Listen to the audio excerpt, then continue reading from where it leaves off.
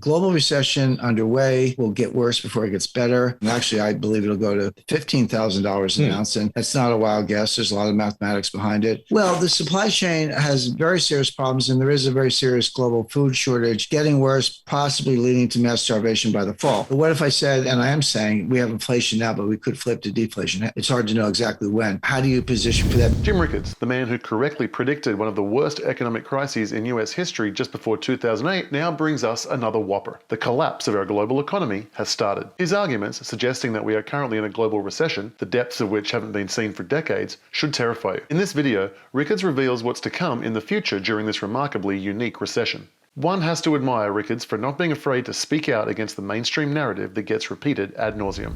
So China is a mess, and not just that. There's a historic decoupling going on between the Chinese economy and the U.S. economy. You know, if China is the factory of the world and the U.S. isn't buying anything from the factory, well, the factory of the world is going to be in recession also. In other words, a slowdown in the U.S. means a slowdown for China because we're major trading partners, and same thing in the EU. EU data is mixed, of course. You know, it looks like France and Italy are doing a little better than Spain, but Germany is in horrible shape. If you take the EU as a whole, they're close to a recession, not quite there. Germany, again, probably in a recession. So I can, Japan, I just got back from Japan. It's nice to be able to travel again. I haven't been there in 3 years, but they're in a recession as well. They're ninth recession since 1989. So that's kind of tells you all you need to know about Japan. But my point is, we're in a coordinated global recession. Global recessions are rare. It's not rare to have it, you know, maybe in the EU, maybe in China, maybe in the US, Japan, et cetera. But for all major economic blocs, the four largest economies in the world, you know, US, China, Japan, and Germany, to all be at or near recession is a disaster. It's going to get worse because the monetary authorities are tightening to lean into the inflation. So we have, and of course, it used to be conventional theory, Phillips curve and so forth, that you couldn't have inflation and recession at the same time. You could have inflation and high nominal growth, or you could have a recession and no inflation, but somehow you couldn't have no growth or a recession and inflation. But we did in the late 1970s. It was called stagflation, and we have it again, except it's different. I wouldn't overdo the comparison to the 1970s. We have unique problems, mainly because our inflation is coming from the supply side, not the demand side. So global recession underway, will get worse before it gets better in an environment where inflation is not yet under control and interest rates are going up. So pretty bad scenario all around. Gold hit $1,700 per ounce. That was the closing price on COMEX. It was a little bit lower intraday. I think it might have ticked down to 1689 or so on an intraday basis. That looked like the bottom at the time. I said so at the time. An interim bottom, you know, obviously it's volatile. It was 1,050 on December 16, 2015. So 7 years ago, it was just over half of what it is today. So, but I think that looks like the bottom. It will go up from here. It's already at over $1,800 an ounce. So it's up about 5% or more just in a matter of days. Here's what I say, going back to the $5,000 prediction. Actually, I believe it'll go to $15,000 an ounce. And that's not a wild guess. There's a lot of mathematics behind it, having to do with, if you ask yourself a question, what is the implied non-deflationary price of gold in a gold?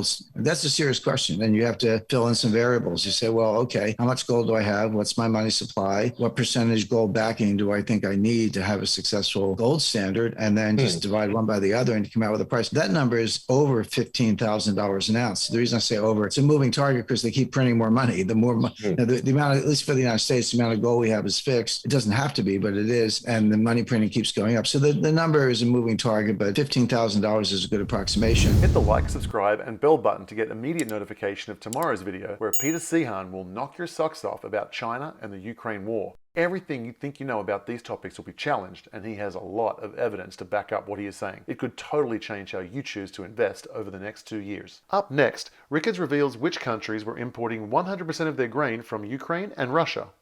These countries are most at risk of facing food shortages and even mass starvation this winter. If you want to continue getting free content that not only helps you make money but also saves you time, pay it forward and hit the like button. Well, the supply chain has very serious problems, and there is a very serious global food shortage getting worse, possibly leading to mass starvation by the fall. Now, as far as food is concerned, yeah, Russia and Ukraine together export 25% of the world's exports of wheat, 35% of the world's exports of barley, and a lot of other important foodstuffs, sunflower seeds, and other agricultural crops. Now, it doesn't mean they produce 25% of the world's wheat. I mean, the US and Australia, Canada, and others have larger wheat production. production, but we use it ourselves. In the United States, much of the corn we grow, for example, isn't consumed by humans. We feed it to pigs or make ethanol. So yeah, the U.S. has larger total output in terms of wheat and corn, but we use it ourselves. We don't export that much relative to Russia and Ukraine, which export a lot. And then you look at the other side of that and say, okay,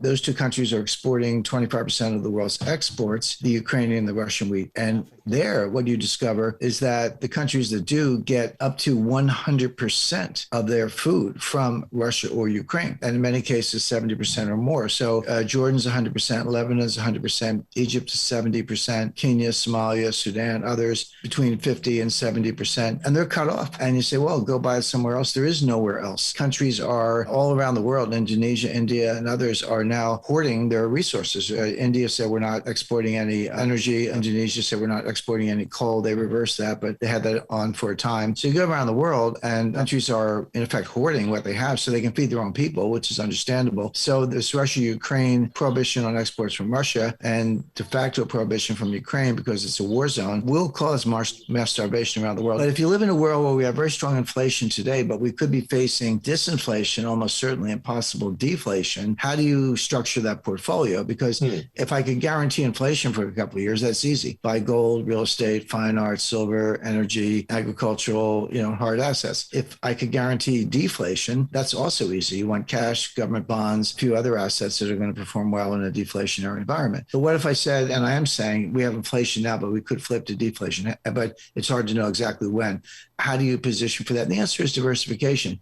You have a slice of gold, I recommend 10%, a slice of cash, which not only protects you in deflation, but gives you liquidity, reduces the volatility, and gives you optionality. So when we get more clarity, you can actually go maybe shopping among the ruins of the stock market. This is a place for stocks, but I would lean towards energy and the agricultural sector and other natural resources, on alternative investments, and certainly real estate and government bonds, which do very well in a dropping interest rate environment, which we're already in. The short-term rates are still going up because of the Fed, but intermediate to long-term rates are coming down. And, if you have 10-year treasury notes, you could get very significant capital gains if the yield to maturity on the 10-year note drops from, let's say, 3% to 1.8%, which is where it was not that long ago. Thanks for watching. Check out this scoop as we hear Federal Reserve insider Joseph Wang expose the truth that the Fed won't pivot until they see this specific metric blow up. Don't be in the markets losing money until this happens.